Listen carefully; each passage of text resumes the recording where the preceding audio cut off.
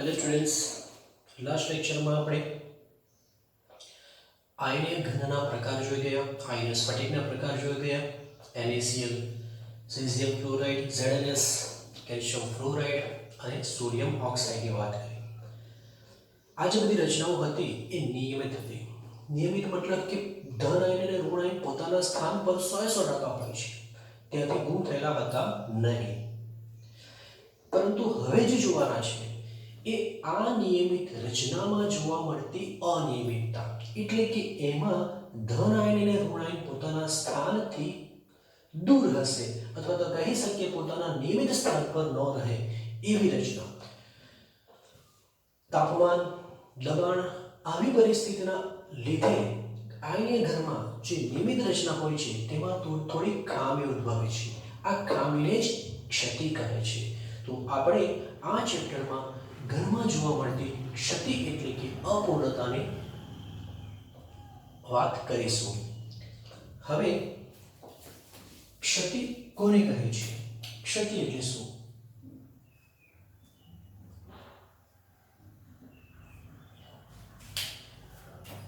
તો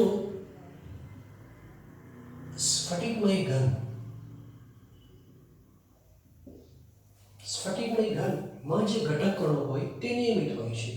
જો આ ઘટક કણો અનિયમિતતા પ્રાપ્ત કરે તો તેને ક્ષતિ કહેવાય. તો લખી શકાય કે સ્ફટિકમય ઘનમાં ઘટક કણો દ્વારા ઉદ્ભવતી અનિયમિતતાને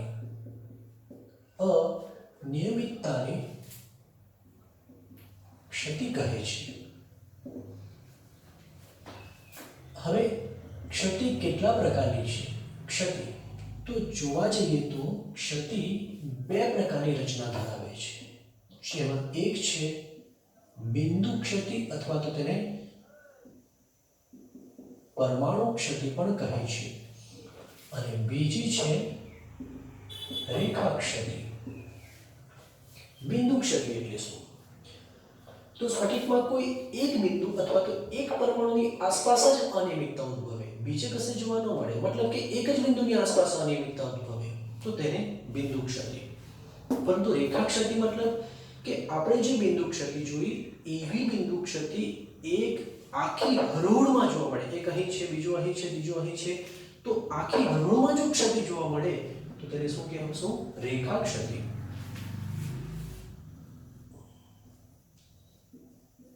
સ્ફટિકમાં માત્ર એક બિંદુ કે પરમાણુની આસપાસ ક્ષતિ ઉદ્ભવે તો તેને બિંદુ ક્ષતિ કહે છે. પરંતુ સ્ફટિકમાં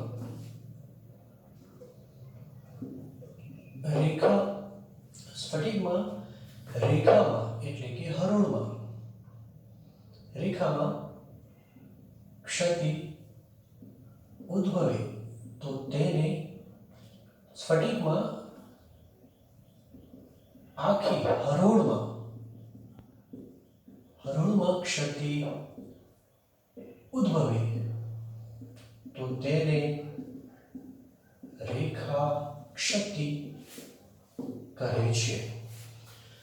આપણે આ ચેપ્ટરમાં બિંદુ ક્ષતિની જ સ્ટડી કરવાના છે. રેખા ક્ષતિ આપણા સિલેબસમાં નથી. તો હવે જોશું કે બિંદુ ક્ષતિ કેટલા પ્રકારની હોય છે. તો બિંદુ ક્ષતિ 3 પ્રકારની હોય છે. તત્વ યોગમિતીય ક્ષતિ, બીજી હશે બિન તત્વ યોગમિતીય ક્ષતિ, અને એક છે અશુદ્ધિ ક્ષતિ. તો 3 પ્રકારની ક્ષતિ છે: તત્વ યોગમિતીય ક્ષતિ, અશુદ્ધિ ક્ષતિ અને બિન તત્વ યોગમિતીય ક્ષતિ. તત્વ યોગમિતીય મતલબ શું? તત્વ યોગ મિતીય મતલબ કે તત્વ યોગ્ય સંખ્યા. તત્વ એટલે કયા? ધન આયન અને ઋણ આયન. તો આ એવા પ્રકારની ક્ષતિ હશે કે જેમાં ક્ષતિ પહેલા તો ધન આયન અને ઋણ આયન સમાન જ હોય છે, પરંતુ ક્ષતિ બાદ પણ ધન આયન અને ઋણ આયનની સંખ્યા કેવી હશે? સમાન જ હશે. પરંતુ બિન તત્વ યોગ્ય મિત મતલબ શું? કે જેમાં ક્ષતિ બાદ ધન આયન અને ઋણ આયનની સંખ્યા સમાન હશે નહીં. તો ફરી પાછા તત્વયોગ મિતીય ક્ષતિનો મતલબ શું થશે? તો આપણે એમાંથી પ્રથમ કઈ લઈ લઈએ? આ A છે, આ B છે અને આ C છે. તો પ્રથમ આપણે તત્વ યોગ મિતીય ક્ષતિની ચર્ચા કરીશું. બોલો શું સમજાવ્યું હમણાં? તત્વયોગ મિતીય ક્ષતિ મતલબ ક્ષતિ બાદ ધન આયન અને ઋણ આયનની સંખ્યા સમાન રહે. ક્ષતિ પહેલા તો ધન આયન અને ઋણ આયન સમાન જ હોય છે, કારણ કે તે એક આદર્શ પરિસ્થિતિ હતી. પરંતુ જો ક્ષતિ બાદ પણ ધન આયન અને ઋણ આયન સમાન રહે તો એને કહેવામાં આવે તત્વ યોગ મિતીય ક્ષતિ. જે ક્ષતિ માં જો ઘનમાં ધન આયન અને ઋણ આયન ની સંખ્યા ક્ષતિ બાદ પણ સમાન રહે, અને હવે જો સંખ્યા સમાન રહે તો ગુણોત્તર સમાન રહે, અને ગુણોત્તર સમાન રહેશે તો સૂત્ર સમાન રહેશે, અને ઘનનું સૂત્ર બદલાય નહીં. તો તેવી ક્ષતિને બોલો કઈ ક્ષતિ કહેશું? તત્વ યોગ મિતીય ક્ષતિ કહે છે. આ ક્ષતિ બે પ્રકારની રચના બતાવે છે. એક જેને રિક્ત કહેવામાં આવે, રિક્ત પ્રકારની ક્ષતિ, રિક્ત ક્ષતિ, અને બીજી આંતરાલીય ક્ષતિ એટલે કે રિક્ત પ્રકારની રચના ધરાવે, અને બીજી આંતરાલીય પ્રકારની રચના ધરાવશે. જરા જો તમે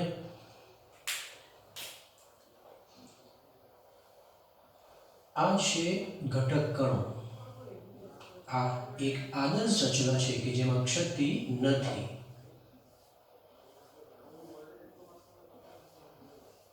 હવે જો કોઈક રીતે એવું થાય કે આ ઘનમાં રહેલો આયન પોતાનું મૂળ સ્થાન છોડી સ્ફટિકની બહાર નીકળી જશે, તો એનો મતલબ એ થઈ ગયો તે સ્થાન ખાલી પડશે. તો આ સ્થાનને આપણે રિક્ત સ્થાન કહેશું. રિક્ત સ્થાન. અને ત્યારે ઉદ્ભવતી ક્ષતિ કયા પ્રકારની ક્ષતિ છે? રિક્ત પ્રકારની ક્ષતિ છે. પરંતુ જો એવું થાય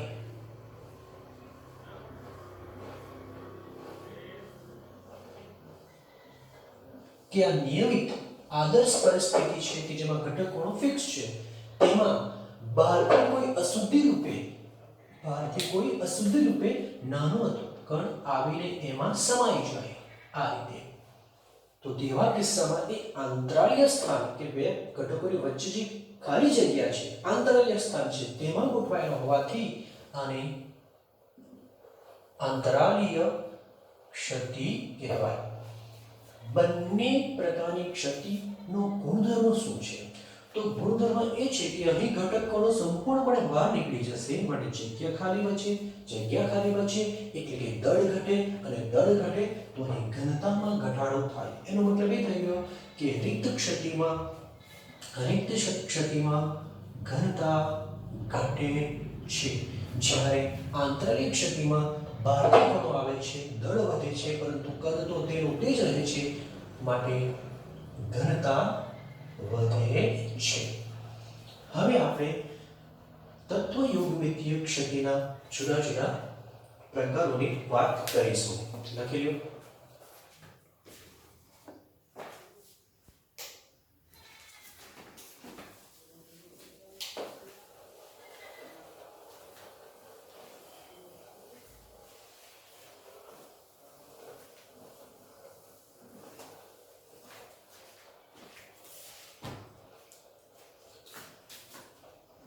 તત્વે યોગ્ય વિદ્યુત ક્ષતિનો પ્રથમ પ્રકાર છે શોટકી ક્ષતિ. પ્રથમ પ્રકાર છે શોટકી ક્ષતિ. તો આ પ્રકારની ક્ષતિ ક્યાં જોવા મળે? પ્રથમથી જોશું કે આ પ્રકારની ક્ષતિ NaCl, KCl, cesium chloride, AgBr જેવા આયનીય ઘનમાં જોવા મળે છે. તો આ પ્રકારના આયનીય ઘનમાં જોવા મળે છે. શું વિશિષ્ટતા છે તે આપણે જોઈએ. તો અહીં જરા જોજો કે આ ધન આયન છે, આ ઋણ આયન છે, આ ધન આયન છે, આ ઋણ આયન છે, આ ધન આયન છે. ઋણ આયન હશે પછી ધન આયન હશે, ઋણ આયન હશે પછી ધન આયન હશે, ઋણ આયન હશે.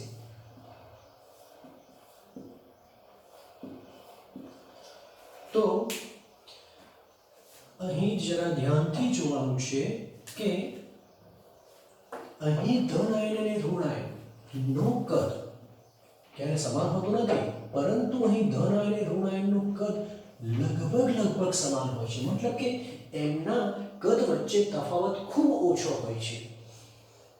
જો ધન આયન અને ઋણ આયનના કદ એટલે કે ત્રિજ્યા વચ્ચે તફાવત ઓછો હોય તો તમે જ વિચારો કે એના ત્રિજ્યા ગુણોત્તરનું મૂલ્ય વધુમાં વધુ આવે.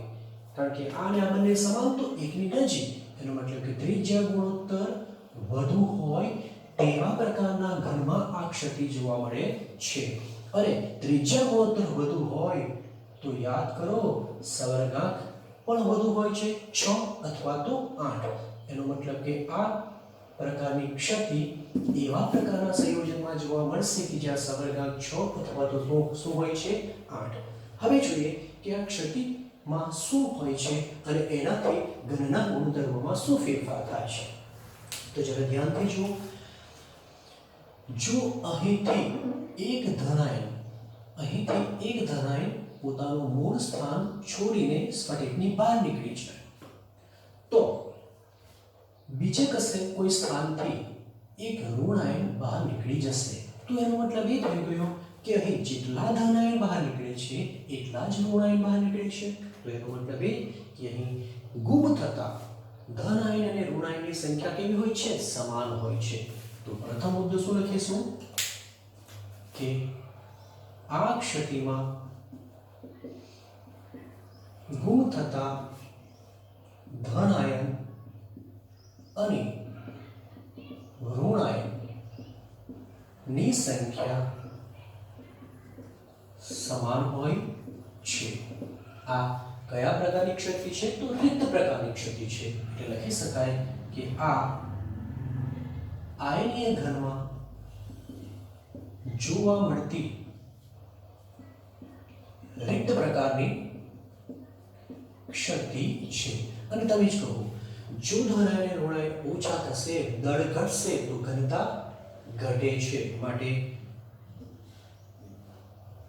આ ક્ષતિ વડે ઘનની ઘનતા ઘટે છે. થોડી બીજી વાત કરી લઈએ. ચાલો જુઓ, અહીંથી ધનાયન નીકળી ગયો, એનો મતલબ કે ઋણાયન અને ધનાયન વચ્ચે જે લાગતું આકર્ષણ બળ હતું તે ઓછું થઈ ગયું. વધુમાં હવે ઋણાયન અને ઋણાયન જે થોડા નજીક હોય તેવું લાગે છે.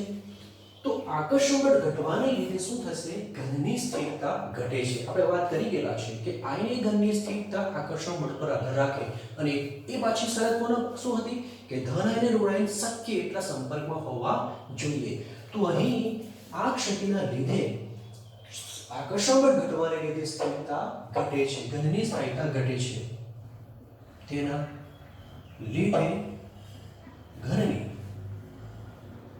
સ્થાયીતામાં ઘટાડો થાય છે. ઓકે, શું કીધું કે એવા પ્રકારના ઘનમાં જોવા મળે કે જ્યાં ધનાયન અને ઋણાયનનો ત્રિજ્યા નો ગુણોત્તર કેવો હોય? વધુ અથવા તો કદ કેવો હોય? લગભગ સમાન અને સવર્ગાંક વધુ હોય. તો તે પણ લખીશું કે એવા ઘનમાં જોવા મળે કે જ્યાં ધન આયનનો સવર્ગાંક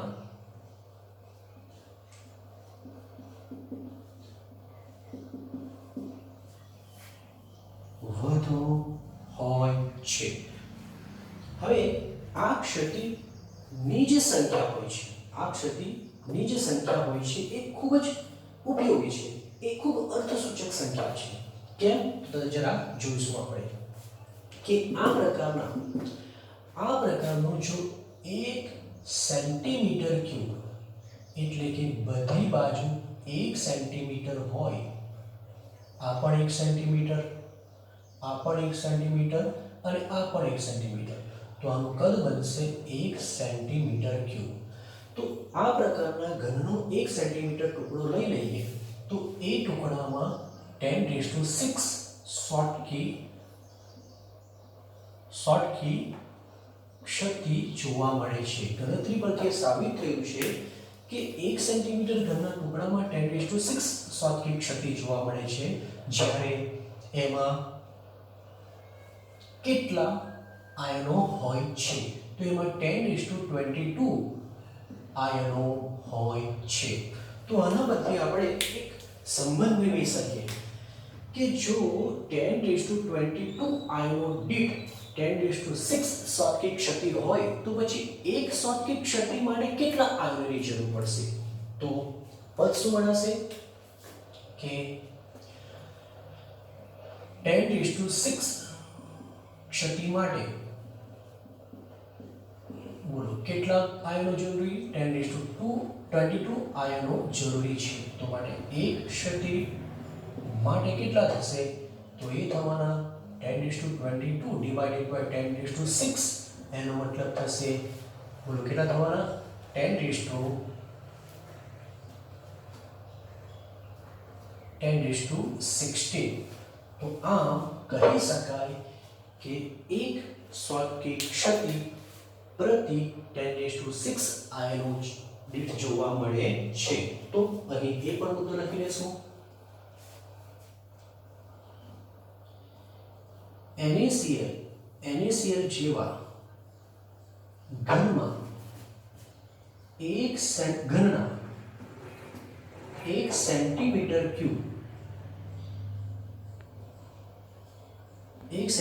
ક્યુબમાં 10⁶ શોર્ટકી શક્તિ હોય છે, તથા તેમાં 10⁻22 આયનો હોય છે. માટે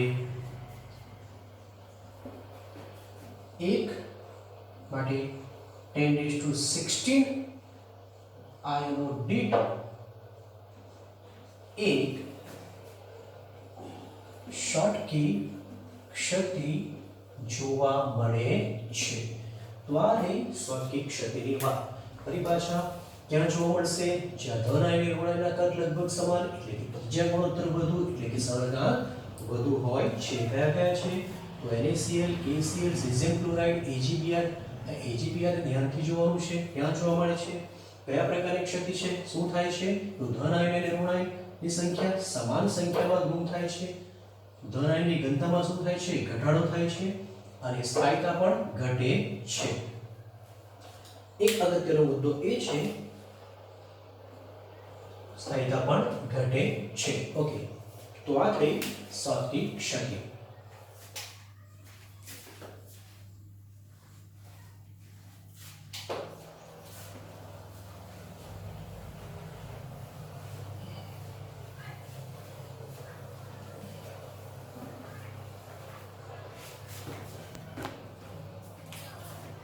હવે બીજી છે ફ્રેન્કલ ક્ષતિ.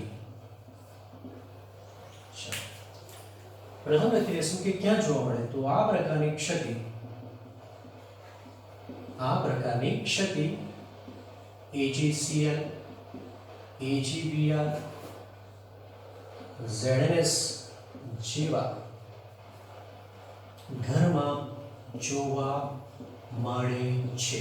તમે જોયું હશે AgBr શોર્ટકીમાં પણ હતો અને AgBr અહીં પણ છે. ચલો શું થાય છે જરા જોશું. તમે જરા ધ્યાનથી આકૃતિ જોજો.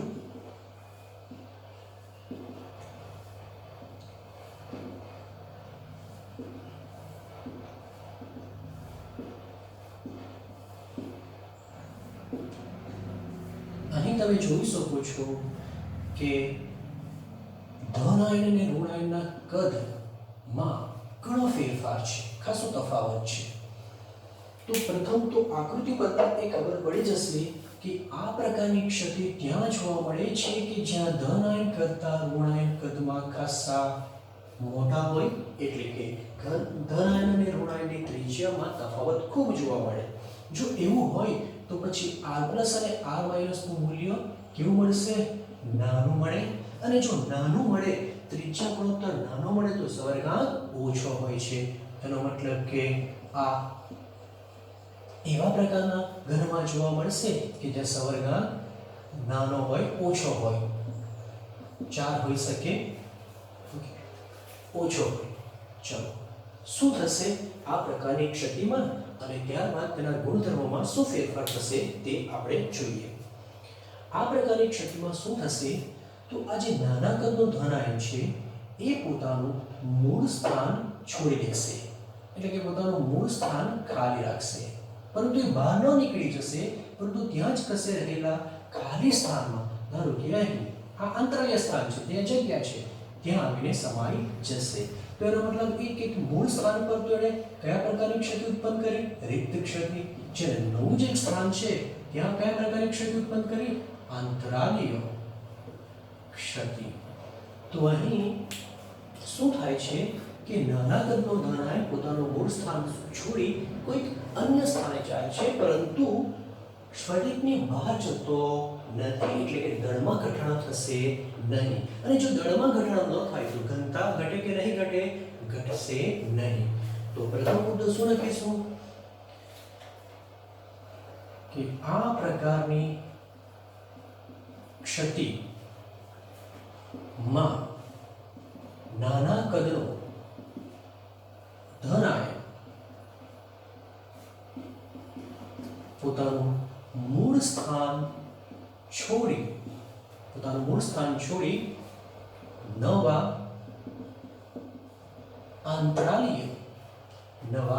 આંતરાલીય સ્થાને ગોઠવાય છે. જેથી શું કહી શકીએ? મૂળ સ્થાને કઈ ક્ષતિ? રિક્ત ક્ષતિ. અને નવા સ્થાને કઈ ક્ષતિ? આંતરાલીય ક્ષતિ ઉદ્ભવે છે. જેથી મૂળ સ્થાને રિક્ત ક્ષતિ અને આંતરાલીય સ્થાને કઈ ક્ષતિ? તો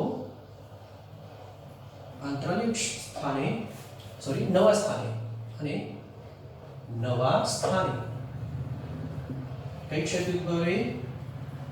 આંતરાલીય ક્ષતિ ઉદ્ભવે છે. બોલો, ઘનની ઘનતામાં ઘટાડો કરશે કે વધારો? તો ફેરફાર કરશે નહીં. આ ક્ષતિ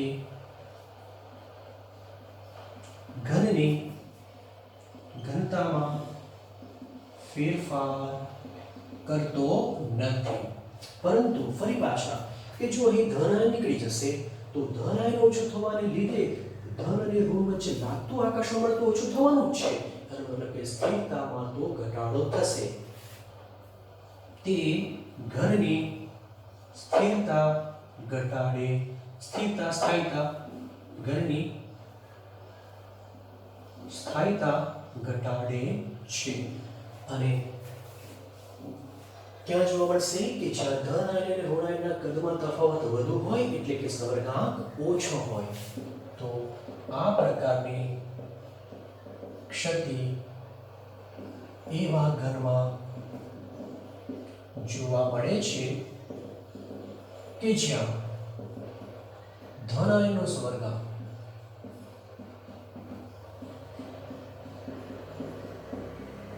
ઓછો હોય. તો આ થઈ ફ્રેન્કલ ક્ષતિ.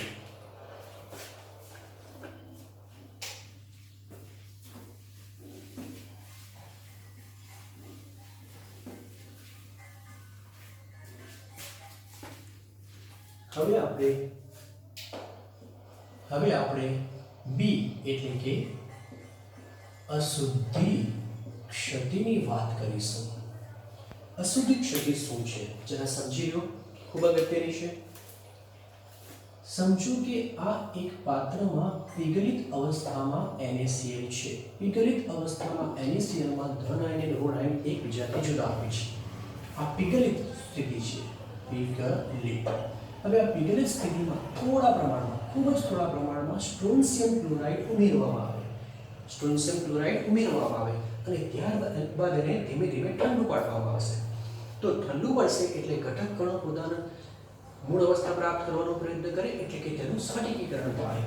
તો રચના કેવી બનશે? આ છે Na+, તેની બાજુમાં Cl- કરી શકે, તેની બાજુમાં Na+, તેની બાજુમાં Cl- Na+. ધીમે ધીમે આ રીતે સ્ફટિકીકરણ પામે. ત્યારબાદ Cl- Na+, Cl- Na+, Cl-, ફરી પાછો Na+, Cl-, Na+, Cl- અને Na+. હવે આપણે અશુદ્ધિ સ્વરૂપે અંદર ઉમેરેલું છે, ખૂબ જ થોડા પ્રમાણમાં. અહીં જે સ્ટ્રોન્શિયમ છે એ સ્ટ્રોન્શિયમ +2 ઓક્સિડેશન અવસ્થામાં છે, જ્યારે આપણો સોડિયમ +1 ઓક્સિડેશન અવસ્થામાં છે. તો આ સ્ટ્રોન્શિયમ શું કરશે કે બે Na ને સ્ફટિકમાંથી દૂર કરે, એટલે કે બે સ્થાન ખાલી કરશે. ધારો કે આ Na ને દૂર કરી દીધો તો આ Na દૂર થઈ જશે. હવે આવું થવાનું કારણ શું? શા માટે બે દૂર કરે? એક સ્ટ્રોન્શિયમ બે Na ને શા માટે દૂર કરે? તો એનું રીઝન એ છે કે Na નો વીજભાર +1 છે, જ્યારે સ્ટ્રોન્શિયમનો +2 છે. વીજભાર સમાન કરવો હોય તો એને 2 વડે ગુણવું પડે, અને આપણે તો કોઈ પણ પ્રકારની ક્ષતિ હોય વિદ્યુત તટસ્થતા જળવાઈને જ રહે છે. એનો મતલબ એ કે વિદ્યુત તટસ્થતા જાળવવા માટે એક સ્ટ્રોન્શિયમ બે Na નું વિસ્થાપન કરે અને પછી એ બે Na ના ખાલી સ્થાનમાંથી એક સ્થાન પોતે રોકી દેશે, જ્યારે બીજું સ્થાન કેવું રહેશે? ખાલી રહેશે. તો આને કહેવાય અશુદ્ધિ ક્ષતિ. અહીં તમે જોઈ શકો છો કે ખાલી સ્થાન એટલે કે રિક્ત સ્થાનની સંખ્યા કેટલી? તો જેટલી સ્ટ્રોન્શિયમની સંખ્યા હશે, એટલે કે સ્ટ્રોન્શિયમ આયન જેટલા હશે, રિક્ત આયન પણ તેટલા જ હશે.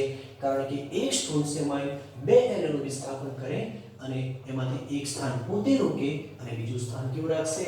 ખાલી રાખે છે. તો આ પ્રકારની ક્ષતિને શું કહેશું? અશુદ્ધિ ક્ષતિ કહે છે. તો અહીં સિમ્પલ લખી દેશું કે અહીં એક સ્ટ્રોન્શિયમ 2+ આયન બે Na+ નું શું કરે છે? બે Na+ આયનનું વિસ્થાપન કરે છે, જેમાંથી એક સ્થાન પોતે રોકે છે, જ્યારે બીજું સ્થાન ખાલી રાખે છે. તો આ ક્ષતિ પરથી એક દાખલો પૂછાય છે. એક રીતે એક પ્રકારનો દાખલો છે કે જો NaCl માં 10⁻³ મોલ ટકા, બરાબર ધ્યાનથી જો, મોલ ટકા સ્ટ્રોન્શિયમ ક્લોરાઇડ ઉમેરવામાં આવે તો ખાલી એટલે કે રિક્ત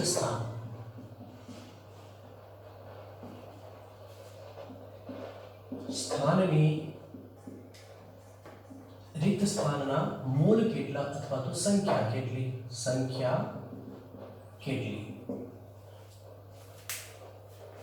રિક્ત સ્થાનના મોલ કેટલા? બસ ચાલશે. રિક્ત સ્થાનના મોલ કેટલા? તો જરા જો, અહીં આપણે શું શીખ્યા કે એક સ્ટ્રોન્શિયમ બે Na નું વિસ્થાપન કરે અને જેમાંથી એક સ્થાન પોતે રોકે અને એક સ્થાન ખાલી રાખે. તો એનો મતલબ એ થયો કે સ્ટ્રોન્શિયમની સંખ્યા અને રિક્ત સ્થાનની સંખ્યા સમાન જ હશે. તો પ્રથમ આપણે સ્ટ્રોન્શિયમની સંખ્યા ગણીશું. અહીં તમને સ્ટ્રોન્શિયમ ક્લોરાઇડ કેટલું આપેલું છે 10⁻³ પરંતુ મોલ ટકા કીધેલું છે. પ્રથમ તો મોલ તો હશે પણ એને ટકાવારીમાંથી મોલમાં ફેરવવા પડે અને ટકા મતલબ શું હોય છે બોલો જે હોય છે એ ટકાને તમારે સંખ્યામાં ફેરવવા માટે 100 વડે ભાગવું પડે. તો આટલા એના શું થયા મોલ. મોલ ટકા 5% નો મતલબ શું થાય તો 5/100 બરાબર. તો તે જ રીતે આ થયું એનો મતલબ એ થઈ ગયો કે ટોટલ થશે 10⁻⁵ મોલ. હવે આ થયા સ્ટ્રોન્શિયમ. તો સ્ટ્રોન્શિયમ ક્લોરાઇડના એક અણુમાં એક જ સ્ટ્રોન્શિયમ છે માટે Sr2+ આયન ના મોલ પણ કેટલા થવાના 10⁻⁵ મોલ. માટે સંખ્યા જોઈએ તો Sr2+ આયનની સંખ્યા થશે 10⁻⁵ અને મોલ ગુણ્યા શું કરતા છે આપણે 6.022 × 10⁻23. તો સ્ટ્રોન્શિયમની સંખ્યા કેટલી થવાની 6.022 ગુણ્યા 10⁻18. હવે સ્ટ્રોન્શિયમ આયનની સંખ્યા મળી ગઈ અને જેટલા સ્ટ્રોન્શિયમ હોય એટલા શું હોય છે ખાલી સ્થાન. તો રિક્ત સ્થાનની સંખ્યા કેટલી મળશે માટે રિક્ત સ્થાનની સંખ્યા બરાબર પણ 6.022 × 10⁻18. તો આ થયો આપણો આન્સર. લખી દો.